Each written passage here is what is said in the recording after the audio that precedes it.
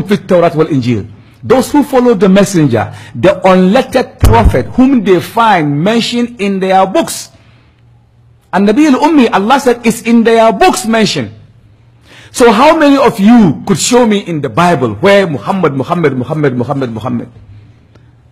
Me, according to my humble research of the, various religion books, I can show you Muhammad 25, I can show you Muhammad 25 in the Bible.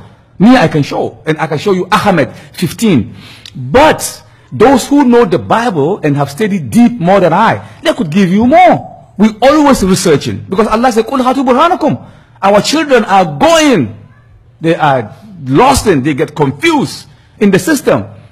And so I designed this topic, Muhammad sallallahu alaihi wasallam, Jesus Christ, in the Quran and in the Bible.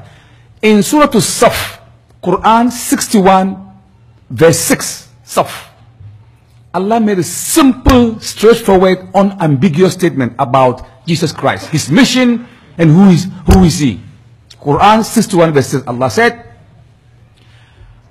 وَإِذْ قَالَ عِيسَى بْنُ مَرْيَمَ يَا بَنِي إِسْرَائِيلَ إِنِّي رَسُولُ اللَّهِ إِلَيْكُمْ مُصَدِّقًا لِمَا بَيْنَ يَدَيَّ مِنَ التَّوْرَاةِ وَمُبَشِّرًا بِرَسُولٍ يَأْتِي مِنْ بَعْدِ اسْمُهُ أَحْمَدَ فَلَمَّا جَاءَهُمْ بِالْبَيِّنَاتِ قَالُوا هَذَا سِحْرٌ مُبِينٌ. This is the mission of Jesus. All the mission of Jesus is hung around in this verse. His whole mission is this.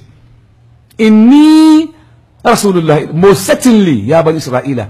Why did Allah say, Isa ibn Maryam said, Ya Bani Israel? Why not Ya Qawm? All the messengers, Isaiah, Jeremiah, John the Baptist, Ezekiel, Samuel, Isaac, Jacob, all of them, Musa, Harun, Ya Qawm. That's what they say. But only Isa ibn Maryam, he never say Ya Qawm. Ya Bani Israel. Ya Bani Israel. You know why? Because he doesn't have an earthly father. Your father's tribe is where you belong. That is Islam and that is Yahud. But Jesus Christ could not say, this is my father. So that means spiritually he is not from Bani Israel. He is sent there only in a bloodline. You cannot trace his bloodline in Bani Israel. But you can trace Moses, Isaiah, Jeremiah. You can trace all of them. But Isa ibn Maryam, he does not have any earthly father. So the Quran is beautiful. The Quran is so perfect. The choice of word is perfect. Each and every verse in the Quran is specially chosen, carved out and placed in a particular place to make sense. It's so beautiful. Not just reading, just like the Sheikh just mentioned. No, we just read. At-tadabbur bil Quran. You look at carefully. So, wow. Each and every verse. Inna alladhina qalu rabbuna Allah. Stay right there. Look at the verse. Take it out. Analyze it. And look at in the context that Allah has placed it. It makes a lot of sense. But we don't sit down and reason. So Allah said, أَفَلَا تَدَبَّرُونَ الْقُرْآنَ وَلَوْ كَانَ مِنْ عِنْدِ غَيْرِ اللَّهِ لَوَجَدُوا فِي اِخْتِلَافًا قَصِيرًا. Do they not look at the Quran with care? Don't you look at the Quran with care? Don't you analyze it? Had it been someone wrote the Quran, there would have been so much inconsistency. The Quran is above inconsistency. It is so perfect. Before I get into my program, I want to throw this in. The Quran is unlike any other book. Wallahi, I've read almost most of the major religious books. I'm almost graduate on those books. The Bhagavad Gita, the Purana Vedas, the Old Testament, the New Testament, the Bahia books and the Quran and the Bible. I have studied them for more than 35 years. I'm doing this research. And so each and every book, including my book and the book that you wrote, it begins with story. Once upon a time. My name is, in my book,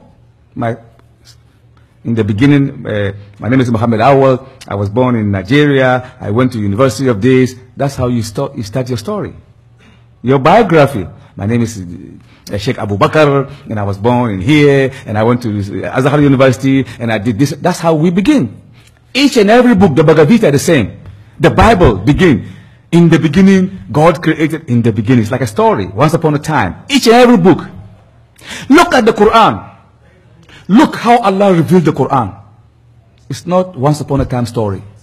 Iqra'a. Read. No story of Muhammad sallallahu alaihi wasallam. Rasulullah. there is not mention of any of his family in the Quran. That's a different book. How come in the Quran, Muhammad, his mother, not mentioned in the Quran? What kind of book is this? How come in the Quran, his father, not mentioned? Abu Bakr, close friend in the cave. Why is his name nothing mentioned about him? Explicit, maybe implicit, some ayah will refer to him, but explicit, no. Hadijah al-Kubra, she should be in the Quran. She must. How come she's not in the Quran? Why? What kind of book is this? It's unlike books. Muhammad removed himself out. His mother, his father, Aisha, not even mentioned once. Fatima, not mentioned. Abu Bakr. What kind of, look, if Muhammad wrote the Quran, he will mention Abu Bakr and Umar and Uthman. He must mention them. Because it's natural. But how come? Look, it's a commandment from Allah. Read, it's a commandment. So we have the hadith. Why? When the Muhammad was in the cave, Gari Hira, he said, Ikra, Muhammad said, Ma'ana Bikari. Ikra, which man, the Quran didn't say Ma'ana Bikari. So the Muhammad he explained to us the verses. Muhammad said, well, I was in the Gari Hira, and I was resting and thinking and contemplating, and the angels came and said to me, Ikra. Why is it that those words are not in the Quran? Because it belongs to Muhammad, not for Allah. Simple and short. Allah's word is Allah's word. Kalam, different. You can't touch it. Muhammad's word, different.